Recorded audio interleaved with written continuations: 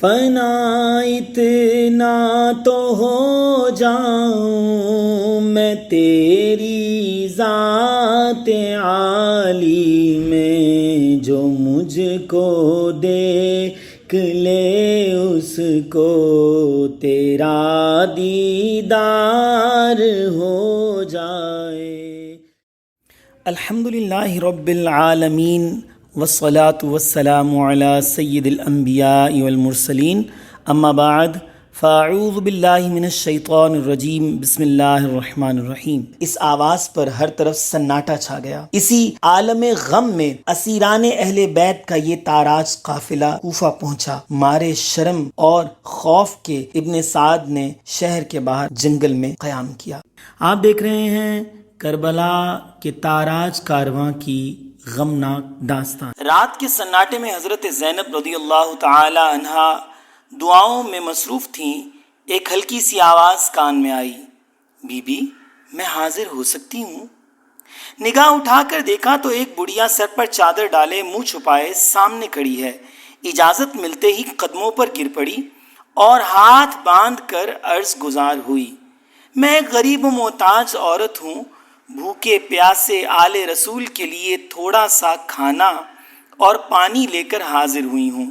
Be be میں غیر نہیں ہوں، ایک مدت تک شہزادی کونین حضرت سیدہ فاطمہ الزہرا رضی اللہ تعالی عنہا کی کنیزی کا شرف حاصل کیا ہے۔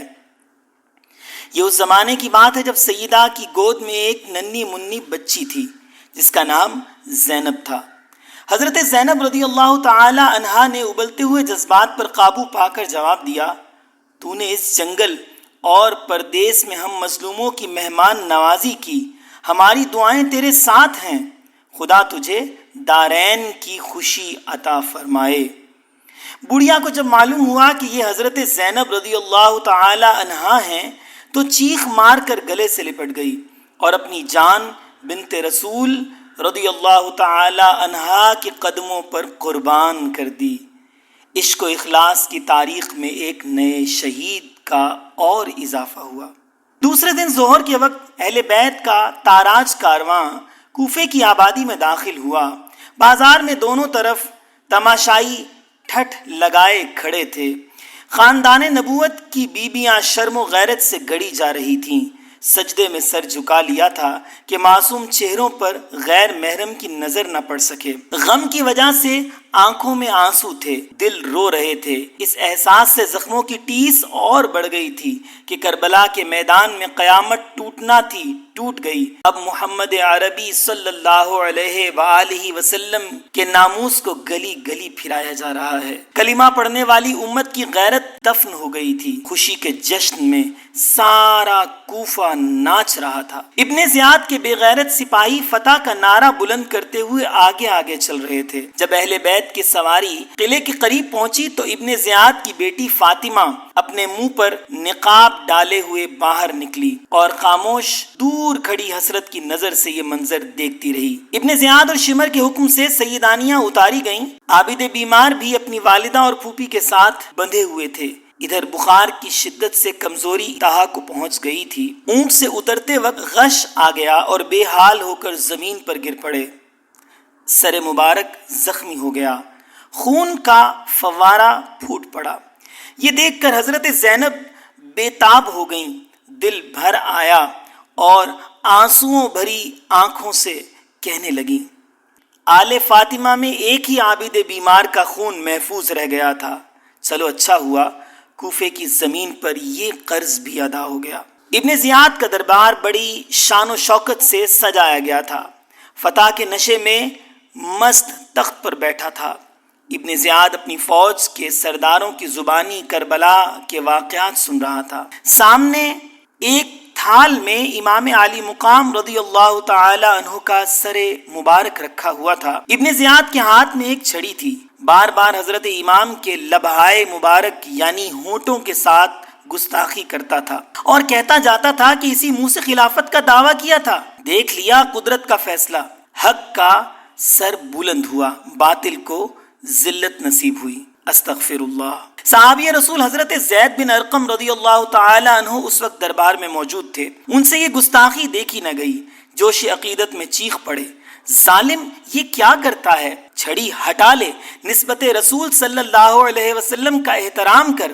میں نے بارہا سرکار مدینہ صلی اللہ علیہ وسلم کو اس خوبصورت چہرے کا بوسہ لیتے ہوئے دیکھا ہے۔ ابن زیاد نے غصے سے پیچ و تاب کھاتے ہوئے کہا، اگر تو صحابی رسول نہ ہوتا تو میں تیرا سر قلم کروا دیتا۔ حضرت ابن ارقم رضی اللہ تعالی عنہ نے غصے کے عالم میں جواب دیا، اتنا ہی تجھے رسول اللہ صلی اللہ علیہ وسلم کی نسبت کا خیال ہوتا تو آج ان کے جگر گوشوں کو کبھی قتل نہ کراتا۔ تجھے ذرا بھی غیرت نہیں آئی کہ جس رسول صلی اللہ علیہ وسلم کا تو کلمہ پڑھتا ہے انہی کی اولاد کو تو نے کاٹ کر رکھ دیا، اور اب ان کی عزت معاب بیٹیوں کو قیدی بنا کر گلی گلی پھرا رہا ہے۔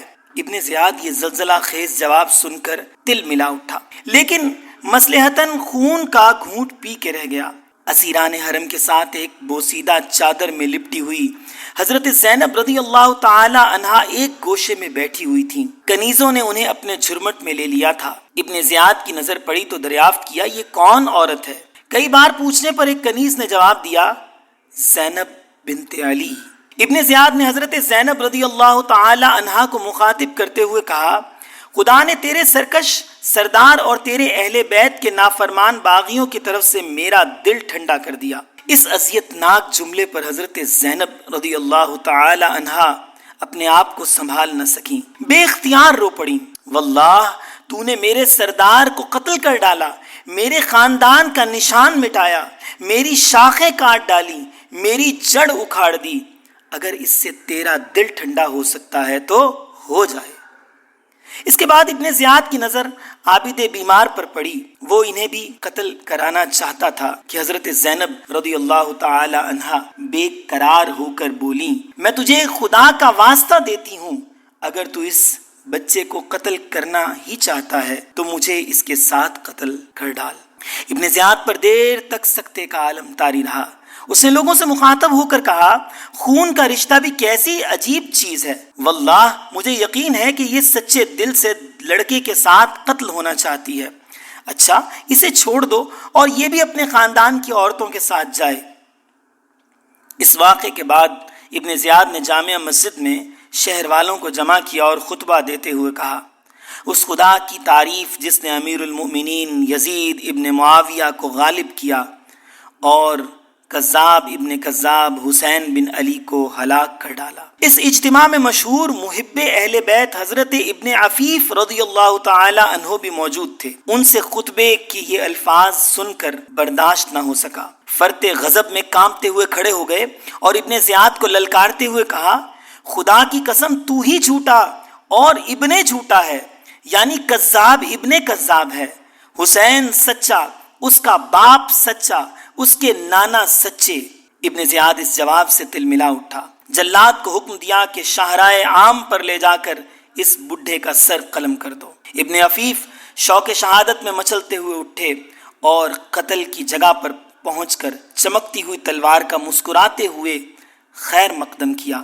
خون بہا، لاش تڑپی اور ٹھنڈی ہو گئی۔ کوثر کے ساحل پر جانثاروں کی تعداد میں ایک عدد اور اضافہ ہوا۔ دوسرے دن ابن زیاد نے اہل بیت کا تاراج کارواں ابن سعد کی کارکردگی میں دمشق کی طرف روانہ کیا۔ حضرت امام کا سر مبارک نیزے پر آگے آگے چل رہا تھا، پیچھے اہل بیت کے اونٹ تھے۔ ایسا محسوس ہوتا تھا کہ امام علی مقام رضی اللہ تعالی عنہ اب بھی اپنے حرم کے قافلے کی نگرانی فرما رہے ہیں۔ سفر کے دوران سر مبارک سے عجیب عجیب کرامات کا ظہور ہوا۔ رات کے سناٹے میں رونے کی رقت انگیز صدائیں فضا میں گونجتی تھیں۔ کبھی کبھی سر مبارک کے ارد گرد نور کی کرن پھوٹی ہوئی محسوس ہوتی۔ جس آبادی سے یہ قافلہ گزرتا تھا ایک کوہرام مچ جاتا تھا۔ دمشق کا شہر نظر آتے ہی یزیدی فوج کے سردار خوشی سے ناچنے لگے۔ فتح کی خوشی اتنی تھی، فتح کی خوشخبری سنانے کے لیے ہر قاتل اپنی جگہ بے قرار تھا۔ سب سے پہلے زہر بن قیس نے یزید کو فتح کی خبر سنائی۔ حضرت امام حسین بن علی اپنے 18 اہل بیت اور 60 ساتھیوں کے ساتھ ہم تک پہنچے۔ ہم نے چند گھنٹوں میں ان کا خاتمہ کر دیا۔ پہلے تو فتح کی خوشخبری سن کر یزید جھوم اٹھا، لیکن اس زلزلہ خیز اور ہلاکت آفری قدم کا ہولناک انجام جب نظر کے سامنے آیا تو کانپ گیا، بار بار چھاتی پیٹتا تھا کہ ہائے، اس واقعے نے ہمیشہ کے لیے مجھے ننگے اسلام بنا دیا۔ مسلمانوں کے دلوں میں میرے لیے نفرت اور دشمنی کی آگ ہمیشہ رہے گی۔ قاتل کی شرمندگی مقتول کی اہمیت تو بڑھا سکتی ہے، پر قتل کا الزام نہیں اٹھا سکتی۔ اس مقام پر بہت سے لوگوں نے دھوکہ کھایا ہے، انہیں نفسیاتی طور پر صورتحال کا مطالعہ کرنا چاہیے۔ اس کے بعد یزید نے شام کے سرداروں کو اپنی مجلس میں بلایا، اہل بیت کو بھی جمع کیا اور امام زین العابدین رضی اللہ تعالی عنہ سے خطاب کرتے ہوئے کہا، اے علی، تمہارے باپ نے میری حکومت چھیننا چاہی، اس پر خدا نے جو کچھ کیا وہ تم نے دیکھ لیا۔ اس جواب میں امام زین العابدین رضی اللہ تعالی عنہ نے قرآن کی ایک آیت پڑھی جس کا مفہوم یہ ہے کہ تمہاری کوئی مصیبت ایسی نہیں ہے جو پہلے سے نہ لکھی ہو۔ دیر تک خاموشی رہی، پھر یزید نے شامی سرداروں کی طرف متوجہ ہو کر کہا، اہل بیت کے ان اسیروں کے بارے میں تمہارا کیا مشورہ ہے؟ بہت سے لوگوں نے نہایت سخت کلامی کے ساتھ بدسلوکی کرنے کا مشورہ دیا، مگر نعمان ابن بشیر نے کہا کہ ان کے ساتھ وہی سلوک کرنا چاہیے جو رسول اللہ صلی اللہ علیہ وسلم انہیں اس حال میں دیکھ کر کرتے۔ یزید نے حکم دیا کہ قیدیوں کی رسیاں کھول دی جائیں اور سیدانیوں کو شاہی محل میں پہنچا دیا جائے۔ یہ سن کر حضرت زینب رضی اللہ تعالی عنہا رو پڑی اور انہوں نے بھرائی ہوئی آواز میں کہا، تو اپنی حکومت میں رسول زادیوں کو گلی گلی پھرا چکا، اب ہماری بے بسی کا تماشا اپنی عورتوں کو نہ دکھا، ہم خاک نشینوں کو کوئی ٹوٹی پھوٹی جگہ دے دے جہاں سر چھپا لیں۔ بالآخر یزید نے ان کے ٹھہرنے کے لیے علیحدہ مکان کا انتظام کیا۔